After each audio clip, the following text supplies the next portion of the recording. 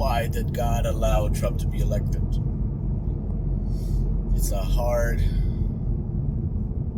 stomach-turning dichotomy of a question, because we know that there's a Bible verse that specifically said God allows certain emperors to take place for a specific will. And a lot of times, not just in our current time, there's a lot of pain for that. So I want to make three different ways of why this could have occurred. I say could have because if we had to compare ourselves to God's wisdom, my pastor said it was like this entire planet is like a grain of sand of wisdom in the Saharan desert. So there's no possible way we could understand why God does things. But here's reason number one, I think. Number one is to expose the hardness of heart. Clearly, not a lot of people even bothered to look up January 6th. Even some of my closest friends that voted for Trump didn't even know or did a deep dive into that. Some cases doesn't even look at news. So there's that. Not bothering to research your candidate. There is the exposure of Pharisee type behavior. So the Conservative Party right now is very close, probably 95% close to the Pharisees that Jesus was essentially making look stupid. The Pharisees, of course, being the conservative Jewish majority in Jesus' time. They pretended like, oh, this is right, we must adhere to this law strictly.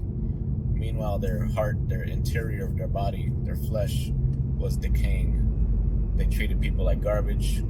They had no semblance of emotional care.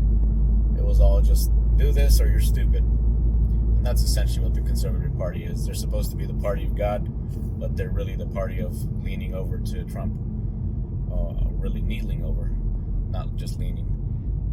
They don't even read the bills that he wants them to sign into law. So just shows how deeply ingrained on their knees they are. Point number two. All right, so this is going to be a difficult one because we wanted him to. We wanted Trump in office. Sure, only 1.6% majority wanted him in office. But one could argue in another way, the Democratic Party wanted him in office. Let me explain this in a roundabout way. If we were truly caring about our friends and siblings across the aisle, we would speak to them in a loving manner, like Jesus spoke to the Pharisees. Sometimes it had to be a little rough too, a little straightforward. And unfortunately, that produces some resistance, which could take years to work through, especially if somebody's particularly hard of heart.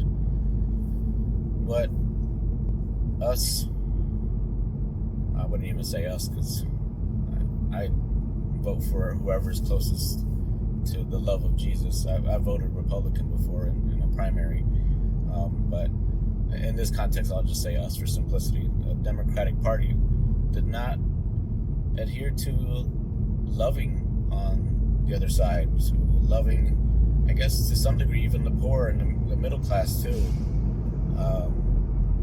They just really had a lot of things wrong, like even just marketing.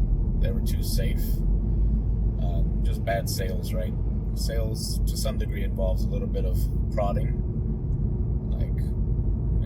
This is something that Trump's team did well. They had specific language that spoke to poor people. Unfortunately, it's not going to be a benefit then. They just was a perceived benefit. So that's point number two. We wanted him there. We weren't hard enough to not get him there. And our leadership on the other side, Democratic Party, Kamala Harris, even Tim Walz agreed they could have gone into more Republican meetings where they were going to be stabbed potentially to really show that, hey, we care about you too. Instead they kind of did typical runs into Democratic cities, Democratic town halls. All right, let's jump to the next one. All Alright, point number 3. It's going to be the hardest one, especially if you're not deep in the faith. It's God's plan.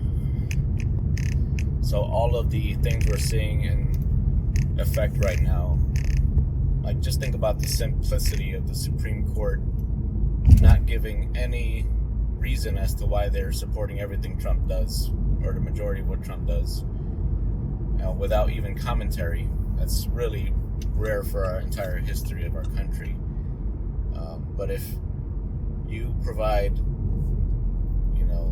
undying faith to one man, and you're setting the precedent for future Supreme Courts to do the same and essentially ignore the rule of law, even when the Supreme Court in some cases even told him to undo stuff, he's ignoring it. Guess what that's going to do for the Antichrist? It's like an alley-oop, right? It's, oh, he did that, so I could do it too. And Supreme Court is in my pocket, so I could do it too. It's going to be easy to take over these people. So it's just a part of Revelation that we're seeing unfold too, sadly. And one could even say, like towards the beginning of this video, why would God allow that? And semblance of bad and good is really subjective. I could make a whole video on that too, but basically the timeline of how things play out can be messy at times, and we think that's God, but it's actually a big part of just a broken world, and just things are gonna play out in certain ways. Think about, well, let me wrap this up with 2 different examples here. My friend the other day said God of the Old Testament was really evil and wanted to smite people all the time. And one of the examples brought up was how he killed Moses for tapping on the rock 3 times. And that alone could be an hour video, but I said, well, God gave him clear instructions, and second or third time, whatever count it was, he was essentially hitting Jesus, the rock, as a metaphor, maybe even literal. So that was the reason as to killing. But the other context here is like reading between the lines. We know that later in the Bible, Moses appeared with Elijah and God on a mountain. So essentially, Moses did not die to be banished to hell for doing what could be perceived as to many as an accident or just an emotional moment. He was essentially pulled out of life, probably a wrist slap, because he was in heaven. He was, many could argue, in a better place than anywhere on earth. So he got a shortcut there. So there's different ways to look at the Bible. That's example number 1. Example number 2. So, as some of you have seen my post, the chances that Jesus achieved all of these miracles, all of these prophecies, about in excess of 300, all in a small amount of time, is essentially 1 in a gajillion, trillion, billion, zillion. It's like an unbelievable number. But it all had to happen in a certain way. There was somebody, I think it was Peter, that was going to actually throw the timeline off by him cutting the guard's ear and telling him, hey, you can't be taking Jesus, my buddy, away from me. And so Jesus said, hey, I think he said, get behind me, Satan. Even though he was saving him, Peter perceivingly wanting to save him, it was actually against God's will. God's will was to torture Jesus to save humanity. So you see how it's a dichotomy? There's perceived bad and perceived good. Essentially, Jesus knew and called out, castigated Peter for wanting to detour God's will by his wanting to save him. His friend is God, but a bigger mission had to be done. So that's the context of why I think Trump was put in office. It's still hard to really breathe in the reality of that, especially with every day it's just some new nonsense. But I have my peace in Jesus, and that's the most important thing. One thing I have done to just focus on him more is take my mind off of these things. Because at the end of the day, social media is not going to move the needle in your life. It's not going to move the will that God has for your life. And why should you focus on social media or the news?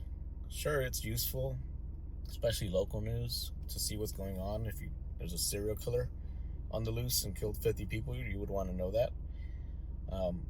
But you're really put on this earth for a mission, and God will protect you so long as you're focusing on that.